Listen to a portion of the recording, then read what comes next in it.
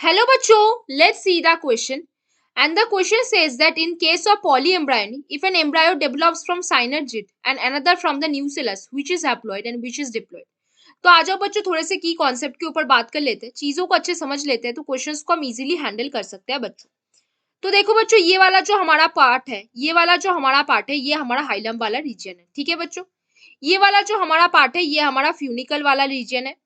इधर हमारे micropylar part है, ये क्या है माइक्रोपाइलर, और इधर हमारे पास क्या है माइक्रोपाइलर पोल है, क्या है माइक्रोपाइल पोल प्रेजेंट है, ठीक है। ये वाला जो रीजन है ये हमारा आउटर इंटेगुमेंट है, क्या है आउटर इंटेगुमेंट है।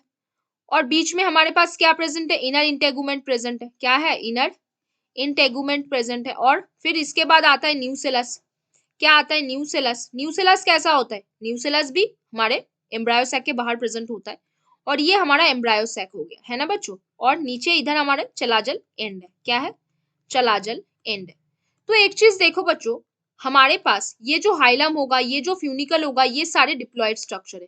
ये माइक्रोपाइल, ये सारे डिप्लॉयड, माइक्रोपाइलर पोल, जो आउटर इंटेगुमेंट, जो इनर इंटेगुमेंट, जो न्यूसेलस, ये सारे हमारे डिप्लॉयड स्ट्रक्चर है। जो हमारा एम्ब्रायो सैक है वो हमारा फीमेल गैमेटोफाइट है। एम्ब्रायो सैक क्या है, फीमेल गेमेटोफाइट है। तो एम्ब्रायो सैक में इसका जो प्लॉइडी होगा वो हमेशा हैप्लॉइड होगा, है ना। चलाजल एंड वाला वो भी आपका डिप्लॉयड होगा।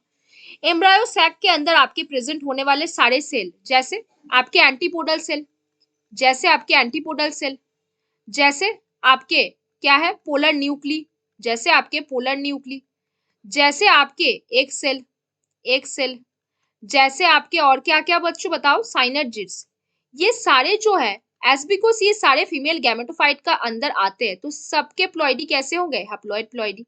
The ploidy of them are haploid. So हम यहाँ पे क्या लिखेंगे, हम यहाँ पे लिखेंगे द प्लॉइडी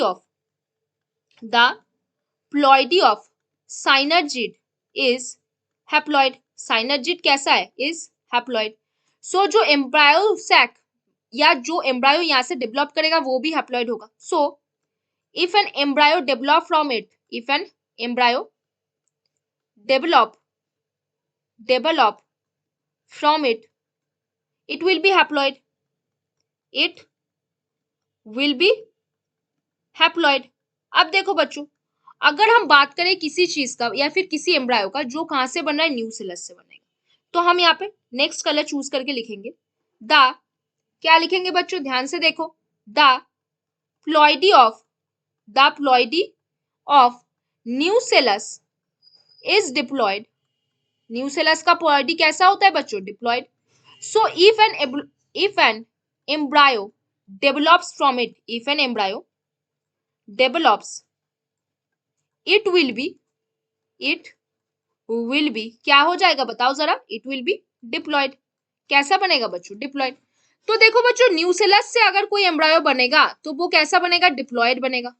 और अगर हमारे पास साइनर्जिड से कोई एम्ब्रायो बन रहा है, किससे बन रहा है साइनर्जिड से, तो उसका प्लॉइडी कैसा होगा बच्चों, हैप्लॉइड प्लॉइडी होगा। तो बच्चों फिर से आ जाओ क्वेश्चन की तरफ। हमने क्या बोला, in case of polyembryony if an embryo develops from synergid it will be क्या, haploid. But if an embryo develops from nucellus it will be क्या, डिप्लॉयड। हमने यहाँ पे बच्चों एम्ब्रायो सैक, हमने यहाँ पे पूरा स्ट्रक्चर भी देखा, पूरा हमने स्ट्रक्चर देखा, क्या देखा, हाइलम देखा डिप्लॉयड होता है, फ्यूनिकल देखा डिप्लॉयड होता है, माइक्रोपाइलर रीजन वाले सारे डिप्लॉयड होते हैं, हमारे आउटर इंटेगुमेंट डिप्लॉयड होता है, इनर इंटेगुमेंट डिप्लॉयड होता है, न्यूसेलस डिप्लॉयड होता है। जो एम्ब्रायो सैक होगा वो फीमेल गैमेटोफाइट है तो वो हैप्लॉयड है, इसीलिए उसके अंदर प्रेजेंट होने वाले सेल जैसे एंटीपोडल सेल, जैसे पोलर न्यूक्ली, जैसे एक सेल, जैसे साइनर्जिड, ये सारे क्या बने, हैप्लॉयड बने। चलाजल एंड वाले सारे डिप्लॉयड बने। तो न्यूसेलस से अगर कोई एम्ब्रायो सैक बनेगा या फिर कोई एम्ब्रायो बनेगा वो डिप्लॉयड होगा, और साइनर्जिड से कोई एम्ब्रायो बनेगा तो वो हमेशा कैसा होगा बच्चों, हैप्लॉयड होगा। तो बच्चों hope you understand the question very well. Best of luck बच्चों।